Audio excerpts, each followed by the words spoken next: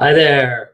Welcome to the first Distinctions for Life, NaNoWriMo, Ron's Writing, whatever you want to call it, live stream.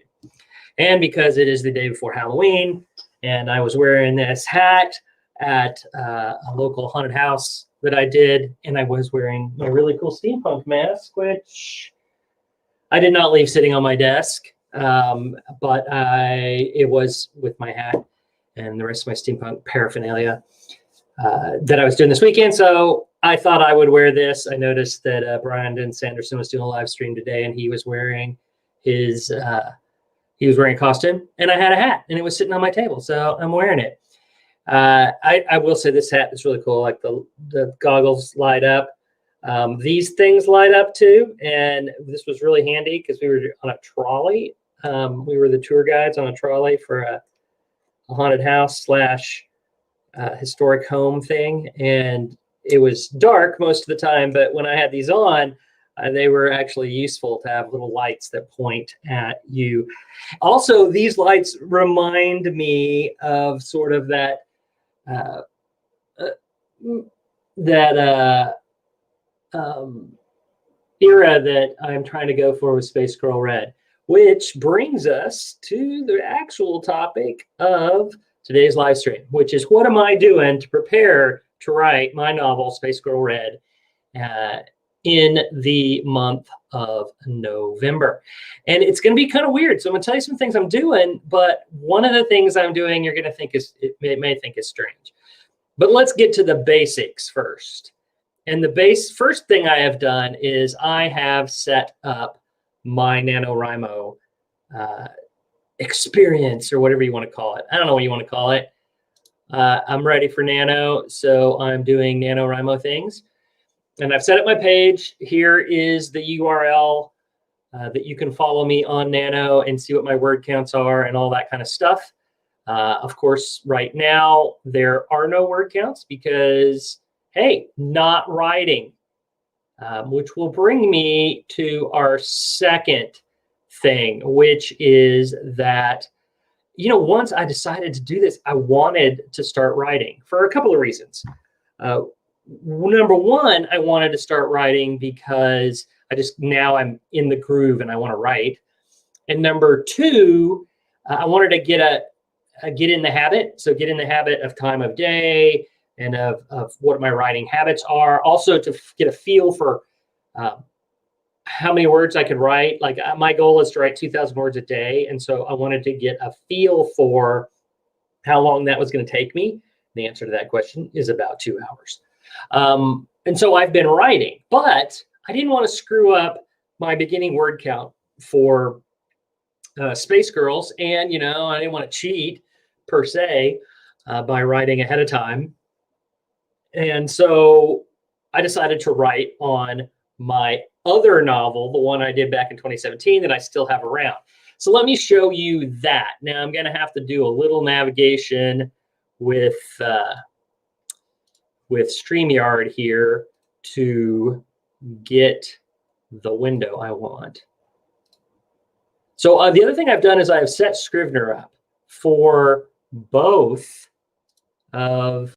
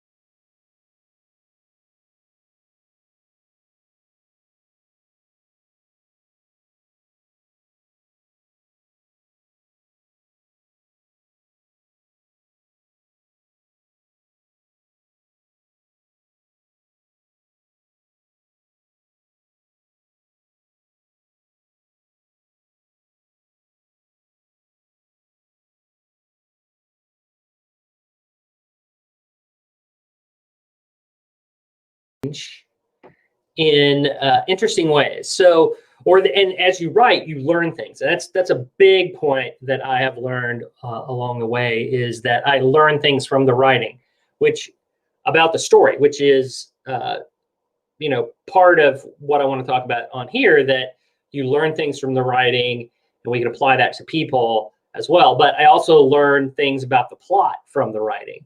Like, it wasn't until the middle of this scene, which was really only supposed to have the gang guy, and it's funny, my fingers disappear in the window. Whoop, whoop, and then I think it's mirrored. Anyway, it's only supposed to have Pedro, one of the Pathfinders, who's kind of like, think of him as Jedi.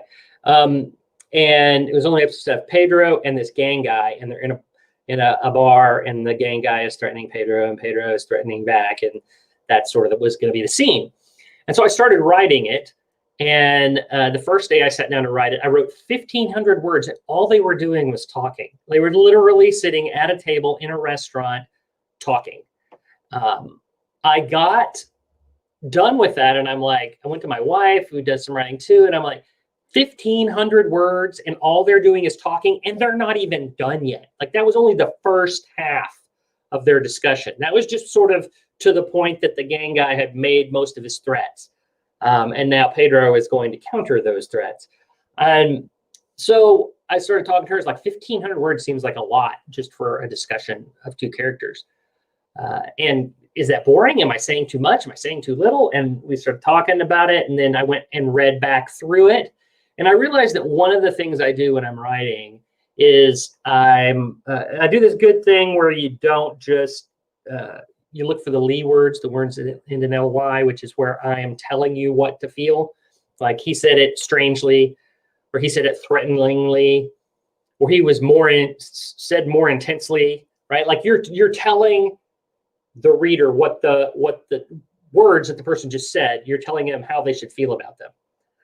And what I do is I describe their movement. So I describe how the character moves when they say something that should indicate how they feel about it or what they're trying to do. So, for instance, let me pull up, and I don't know if you'll be able to read this. Probably won't be able to read this. Let's see. So, you're not going to talk. Well, that's just as well. I have something to say to you. The big man had been leaning back, relaxed. Now he leaned forward, putting his big forearms on the table and moving his face close to Pedro. You have something that is ours, and you are going to give it back. So instead of saying, and he said menacingly, you have something of ours, and you are going to give it back, I said, he leaned his big arms onto the table and leaned forward. And I think that should show how what he is doing. He is being menacing. Instead of saying they're confused, they often say that they furrow their brows, right? Like, that's a description, and that should follow through. So I do that a lot. And when I got done to this first half of this, and it was 1,500 words, I was like, well, maybe that is it. I am putting too much of that kind of description in. And because I'm doing that, it's just making the whole dialogue a lot longer, word-wise. I didn't really feel like, even when I reread it, that it was particularly slow. I do now feel like how much of that you put in affects pace. Because if you are doing a lot of description in the middle of talking, and I have a lot, it's like a stylistic thing I've noticed, that I love to have my characters doing something while they're talking. So not only, like in this case, where you had him, them moving to indicate emotion, I also had it so that I'll often have them doing something, like cleaning a room and having a discussion or something like that, which can be useful because it can be the thing that lets your scene do two things at once. And so I do have that as well. But how you balance that affects the pace of your story. So if there's more of that stuff, it's going to kind of slow down all of the talking. So when I came back the next day, after doing 1,500 words, I came back the next day and I said, I'm going to cut all of that out. I'm not going to describe what they're doing. I am just going to have them say what they're saying and see if saying what they're saying is going to convey what's going on as well. And we'll see. So I sat down the second day and I wrote some more, and I ended up writing another 2,000 words in this same scene where they're just mostly talking, and there's some action at the end. Very sort of low-key, weird action. But the interesting thing was, I mentioned in here that one of my walk-ons didn't have a name before because she was just a damsel being rescued in another scene. And so she literally had that as a code name for the team that was doing the rescuing. And I realized that I wanted to have her walk in on this Pedro scene and sort of do the closing threat to this gang member. And so she had to have a name. And suddenly she went from being a walk-on to being a secondary character who comes in and does something. And I never had any idea until I was in the middle of this discussion, and he's called for backup, and backup is going to show up, and some of that backup is going to show up from the school. And I'm like, you know what you really need is one of the women who was rescued to show up with the powers that they have and threaten the guy. And so I ended up saying, okay, well, I'll pick one, damsel number one. And now she has to have a name, because now I have to refer to her, and she's going to talk, and it's very important that she has a name. And then she starts having a personality. She's like, the character just suddenly expands, right? They're not walk-ons, they're secondary characters. Now they have a life of their own. So the second day I wrote 2,000 more words. So that told me actually how long it was going to take me to write 2,000 words, which is something I needed to know. So it takes me about 2 hours to write 2,000 words. A little less if I have a clear idea of what is going to happen. But how clear is still sort of a toss-up. How clear of an idea do I have? Even with this, like I said, Fernanda was not even a character when I started writing the second half of this scene, but she is now. And then, of course, the question is, would this scene ever even end up in the book? Because is it on the main plot line? I don't know. One of the things my wife told me the other day, I wrote this sort of romantic scene, series of scenes. It was like this little mini story about how one character met another character for the first time, and that started their romance. And I said, that's really not important to the main line of the main line, the main plot line. And I'm not even sure that character is going to get graduated from secondary character. So I don't really need either one of those characters to be that important, but I know how that scene goes, and I want to write it. So I wrote it. And she said, you can always use that as a blog post after the book comes out, because people love to go to like your blog and see, get scenes that weren't in the book, so like I can say, here's the scene, here's the story of how Mina met Spencer, and that was, so I ended up writing that whole scene last week sometime. And that kind of started getting me back into the idea of writing different things for just getting me back into writing, right? Because that was kind of the point. I had to get back into writing. And that's the reason I'm writing on League, which isn't even the book I'm going to write in NaNoWriMo. But let's go to that and see what I am actually going to do. So if you watched my previous live stream about my announcement for my book that I am actually writing, it is called The Adventures of Space Girl Red. And let me pull up my Scrivener for that. Again, the window is so huge that you're probably not going to be able to read any of it. But in this case, I actually want to try and walk you through. So given the way things work, we are going to, yeah, that's probably a little more readable. All right, so what I have started doing in the case of Space Girl is I have written a few scenes, not very many, I don't know, like 3 or 4. And some of those were written. The very first scene is this one. Let's see. Red escapes from blue. This was the first thing I ever wrote. Can I make that go away? Yeah. Oh. This was the first thing I ever wrote. I think I may have written this 10 years ago, or however many years ago, in 2009 after the photo shoot. I may have written this just to sort of get the idea out of my head and onto some paper. And I actually wrote it like in Pages and not even in Scrivener. But when I was starting to set up Scrivener to do Space Girls, I found that old file and copied that into here. So that was like 1,500 words. It'll need some reworking. But I've written a few other scenes just along the way. So I have about, I believe I have about 6,000 words. Yeah, 6,220 words on Space Girl that are written that are just kind of in random places and random things. I'm sorry, buddy, but my dog, oh, you guys can't see this. My dog. Well, okay, he didn't care. He was going to make a little appearance there, but decided, nope, you're boring.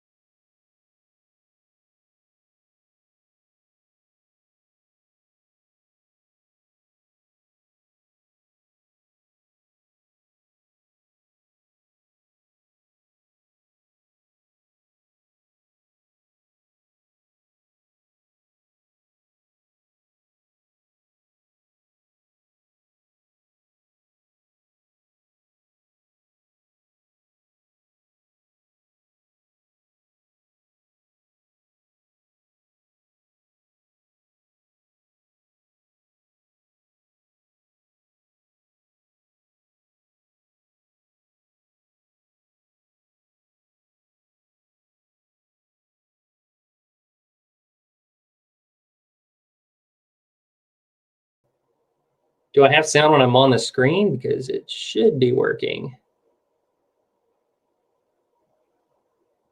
Okay, I don't know. Hey, Topher, do I have sound on the, do I have sound when I'm on screen? Yes. Interesting. So if I leave the screen to do the full thing, then I lose sound. And I don't understand why that would be. And I'm not going to figure it out right now. It just means that I can't talk over the over explaining things, which kind of sucks. I'll figure it out for the next one. All right. So what I've done is I have this outline, and on the outline, I've started putting in scenes, and there'll be like trash talking with blue, and that's those end up being these little sort of scene cards, you know. Sometimes where the actual thing is over here in the info panel, where I have sort of a short description of what the thing is. And because I don't set a title for the synopsis here in Scrivener, like you can put a title right here, since I don't do that, it pulls out this synopsis and puts it over here in the outline, which I actually kind of like better than having it. But sometimes I do, you know, actually have the title written over here in the synopsis area. Anyway, so I've been doing that, writing out sort of the scenes that get me from point 1 to point 2. Those are there. Point 2 to point 3. And but I haven't written out the rest of them. That's sort of some more prep work I'm going to be doing over the next 3 days. 3 days, yeah. I would like to have much more of that fleshed out. I have this little thing in here that I had this idea that what was going to happen was that there's a Space Squirrel green and the main Space Squirrel is Space Squirrel red. And I wanted them to work together. So red doesn't particularly like, she doesn't dislike green. She just thinks she's a little flighty. And green is all about protecting the environment and, you know, things we associate with green. But the head, Space Woman Black, the head of all the space girls, she makes the two of them work together at least once a year. And so I called that section when the two of them have to work together, called "'Tis the Season," for red and green to work together. And I pretty much decided that the project that green wants red to help her with is to help the elves of Keebler 5 be able to produce the food that they produce. And so you can tell that's the thing about Space Girls, man. If I can find something kitschy, put in there. So we're gonna go help the Keebler's elves produce that. And I actually did a little research on the Keebler elves, the actual Keebler elves. This may get me in trouble. And did you know that the Keebler Company was the first company to mass produce Girl Scout cookies? Before that, they were all made by the Girl Scouts. But when they needed to go mass production, the first company to do that was Keebler. And they continue to make Girl Scout cookies to this day. There's just 4 other companies that do it as well. So anyway, the red-green thing with the Keebler elves. Now here's a plot problem. I'm a big advocate, I learned this from Brian Sanderson, that you should make your scenes do more than one thing. And on the main theme, and Space Girls has a much clearer main plot line than the League stories did. So it has, you know, it has that main plot line that is the Pixar story. And I'm trying to stay just on that and not do side stories, which if she goes and does this thing with green, that's a side story. It's off of this. But I want to do that. So I keep trying to, so I put it in the outline anyway, even though I don't know if it'll make it into the final book. But what I'm trying to do is find out how to make that line work with something in the main line. And there are a couple of avenues for that, because since my last plot point is that she needs to get all the other space girls in her rainbow to help her do the final thing, if I can maybe make this helping between green and red the first step in starting to assemble the whole rainbow of Space Girls. And so that's one idea, but then I'm going to have to write something that assembles all the other pieces, or at least sets up the fact that they would all come, especially Blue, who is, if not Red's nemesis, at least Red's sibling rivalry. And that's really more of what I'm thinking of it now, as a sibling rivalry between Red and Blue. Not only do their purposes sometimes come, are sometimes at odds with one another. For instance, every Space Girl has a purpose and a calling, and Space Girlness is the calling that everybody in her rainbow has, but each of them has a different purpose. And so Red's is law and justice, versus crime and chaos. Whereas Blue's is wealth versus poverty. And so she is sort of a Robin Hood kind of character. So the one thing Blue likes to do is go steal stuff, steal expensive stuff from bad people, and then sell it and give the money to the poor, which some of the time Red's okay with, and some of the time she's not. And you know, so there's that sort of tension there. And then they're kind of competing to see who becomes a space woman first, you know, who makes a name for themselves and is famous enough that they get promoted to womanhood on their home planet. And so there's all of that going on too. And that rivalry is a big part of the main plot, but at some point it has to stop so that all of them can come together to fight this big evil in the end and put the evil space emperor, who only wants to marry Red because Blue used this marrying thing as a con on the evil empire so she could steal something from her. Anyway, so I've given you guys lots of plot details, but that's okay, because you know what? That may not even be in the book. You never know what is and is not going to be in the book at this stage. It could come, it could go. And so those are the two big things that I am doing. I got all of my stuff set up, my Scrivener, my NaNoWriMo, that's all set up. And I also have been practice writing by writing stuff on my other novel, my League novels, although I'm going to have to taper that back because I'm solving plot problems for League in my head when I need to be solving plot problems for Space Girls in my head, because that's what I actually need to start writing on Sunday. So if you were doing NaNoWriMo, that's my link triggering across the bottom of the screen. Why don't you go to NaNoWriMo and be my buddy, say you saw the live stream, and we can follow one another and follow each other's progress. Well, that is the first of a live stream I plan to do every Thursday afternoon. I pretty much decided every Thursday afternoon. That's when I did the other live streams, and it seems to work pretty well for my schedule. And I keep looking up because my camera is down here, and I can put my camera right behind. And then, okay, I'm not going to talk about the live stream stuff. It will get better. I'm just going to say that go friend me if you like that. I'm also all the month of November on Distinctions for Life. I am doing writing and more writing productivity related distinctions. So if you haven't signed up for or subscribed to the Distinctions for Life channel, I would encourage you to do that if you're a nano person. And all right, thanks for everybody for being here. And I gotta really work on an ending. So let's see, what's the ending of a video? Thanks for watching. This is just, I'm Ron, and that's it. The last one's like, thanks for watching, and I'm Ron Davis, something like that. Well, I'll work on a better ending for the live streams in the future. Adios.